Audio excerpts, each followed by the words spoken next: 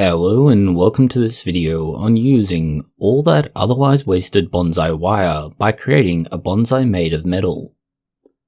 When you remove wire from a bonsai, it's often cut free from the tree. This can lead to many small sections that are useless and nearly always thrown away. If you are patient, you could try and remove the wire intact. This still leaves you with a large amount of work-hardened copper wire. You cannot put this on a bonsai tree as is. You simply can't bend it around the branches without snapping them. In theory, you could anneal the wire. This would make it soft and pliable. You can then put this on a bonsai and obviously use it as is. If you do not have the means to anneal your wire, this is just a lot of effort for something that is useless. That is, unless you use it for something else.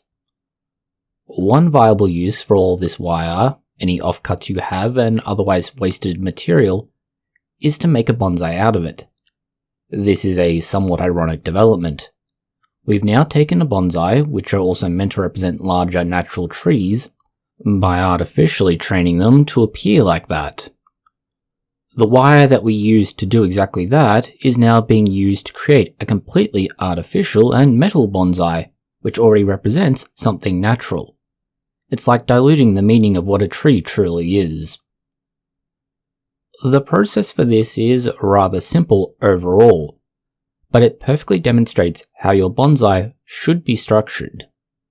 It begins with the trunk. This will be made from a number of very thick pieces of wire at the core. You will also need to collect your wire for the body of branches, foliage, and roots. All of this is bundled together. You can either use a piece of string to tie them together, a clamp, rubber bands, and more about a third of the way up the bundle. No matter what, you need to put them all together. The thickest wire in the center, then the thinner wires towards the outside. There's a rough ratio of 1 large wire, 3 medium wires, and 6 to 9 small wires. So 1, 3, and 9. As you begin to twist the bundle together at a point about a third of the way up the bundle, you will see everything twist together.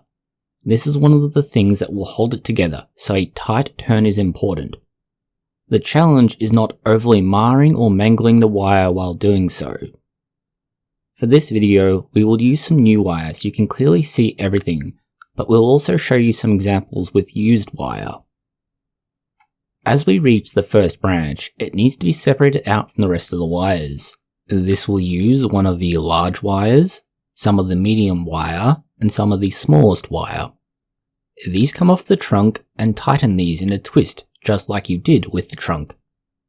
A short ways off from here, you can create the first branching location. This comes off of the branch and is the place from which you form faux foliage pads with the smallest gauge of wire. If you have multiple sizes of wire, you can create multiple levels of branching.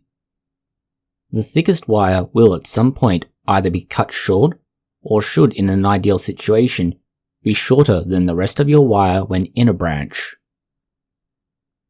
This will allow you to have the right tapering of the branch from the trunk, and as you are taking away larger wires from the core of the trunk, it should also come to a taper. Foliage pads are what will largely make or break your illusion of a tree. Creating something that can be viewed as a replacement for leaves is hard. This is all the more so as a single strand of wire. And this is another reason to have multiple gauges of wire, as you can use them to simulate foliage in multiple levels, thereby having the thinnest wire on the outside and the heaviest on the inside, similar to the way that foliage should be denser, slightly in towards the trunk where the new growth hasn't yet taken over.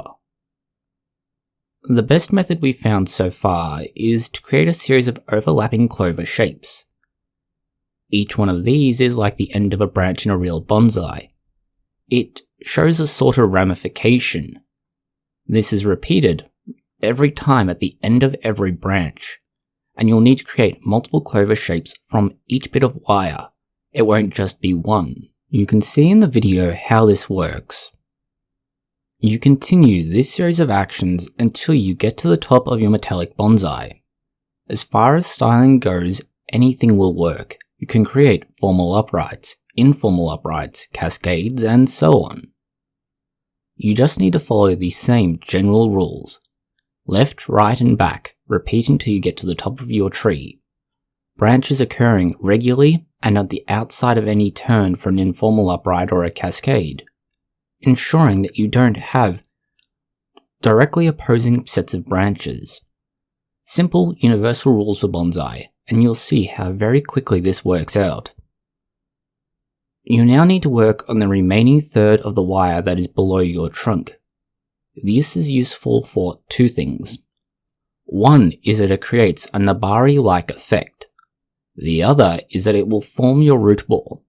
The root ball can either be a stand in its own right or be placed on a rock, embedded in resin, and so on. The roots are formed just like branches, but you do not need to worry about foliage pads. This is one way to use your bonsai wire in a way that is creative and avoids waste when you cannot otherwise reuse it.